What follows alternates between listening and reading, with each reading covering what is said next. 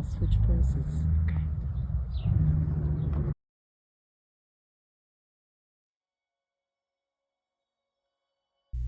The first time we saw Adora at the auction, she actually didn't come home with us. She was pregnant at the time and bid on by a private buyer, so we went home with another horse instead. About 4 months later, we saw her at the auction again. No longer pregnant, but still untrained, so we brought her home. That was in October of 2021. Despite hours and hours of dedication since then to helping her understand that humans can be trusted, Adora has been glacially slow to coming around to human contact. We were told that she was exposed to a stallion before being sent back to the auction, and with no way to touch her, let alone palpate or ultrasound her, we treated her with extra care and caution. We didn't want to stress any potential pregnancy and risk her losing her foal.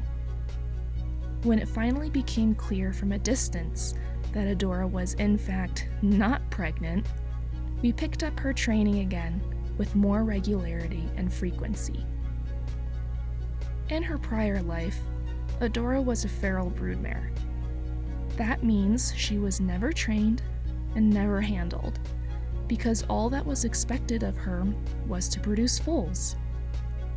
Though Adora is much more cautious and sensitive than any other former broodmare we've ever gotten, that history has a part in her being so reluctant to accept being around us. As you can imagine, this has made giving her health-related attention a real challenge.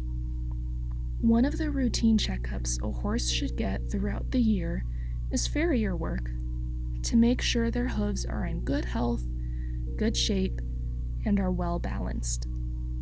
As the saying goes, no hoof, no horse. Adora, having been unhandled all her life, had never, ever had her feet trimmed. Accordingly, her feet were in terrible condition, with incorrect angles, flared hoof walls, and multiple cracks. We wanted to help her, but we had to get a halter on her first.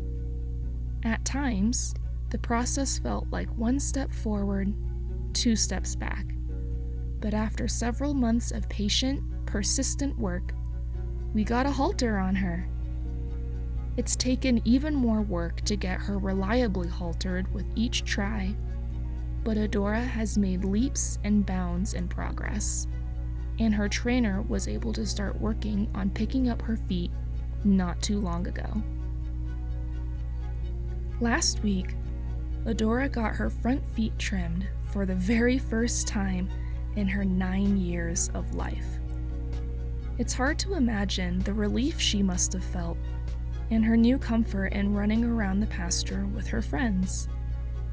The process to get her to this point was not easy or linear, and so many people deserve recognition for it.